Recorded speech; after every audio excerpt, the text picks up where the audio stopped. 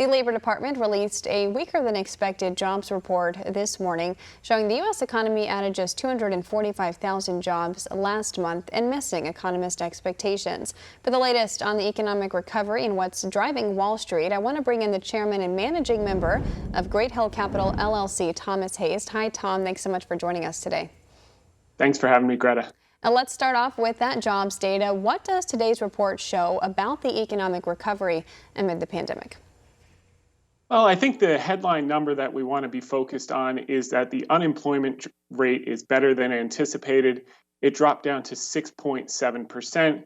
We gained 35,000 retail jobs, 31,000 leisure and hospitality, another 27,000 of construction, 27,000 of manufacturing, and 46,000 of healthcare. So while you saw some reports that it missed expectations, that's true, 245,000 versus 469 estimated.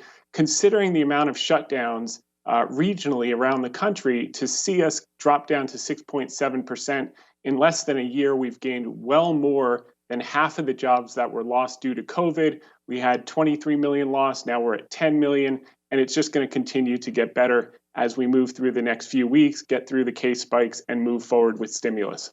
Wall Street closing at record highs across the board today, and we've had a really strong start to December after a blockbuster November.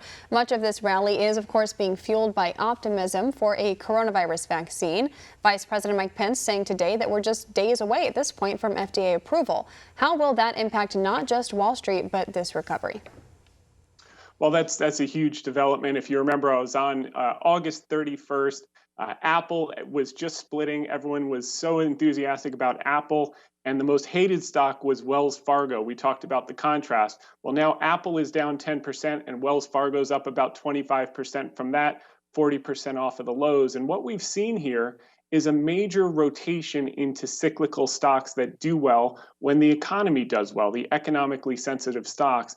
And the vaccine announcements were the catalyst for that growth. So what we have here, Greta, is we had an amazing response globally, $12 trillion of fiscal stimulus, $7.5 trillion of monetary liquidity globally to solve a $3.66 trillion problem. That was the global GDP contraction. And historically, there's about a 6 to 9 month lag from the time that stimulus is put out till the time that it impacts the economy. So while we're having these regional slowdowns and shutdowns, that $20 trillion wave of money is just starting to hit the economy, which can offset it for the next couple of weeks till we start the vaccinations. We're going to have 20 million people probably vaccinated within the next 4 to 6 weeks, 40 million within 2 months, and 100% of people that want to be vaccinated will have been vaccinated by May. And I'm telling you, the combination between people getting back to normal, the pent-up demand, the consumer has over $2.5 trillion in savings. We don't have the inventories to service them. The inventories are at their leanest level relative to economic activity. So when this all comes together, you're going to see a boom like you've never seen before. And I know estimates are below 5%. I think we're going to see 5-6% GDP growth. And the reason we know this is with 25% M2 money supply growth year on year, usually about a quarter of that translates into the real economy. And we're going to have a booming 2021. We just have to get through this short-term choppiness with some of the shutdowns until the vaccines kick in. Want to see more videos like this?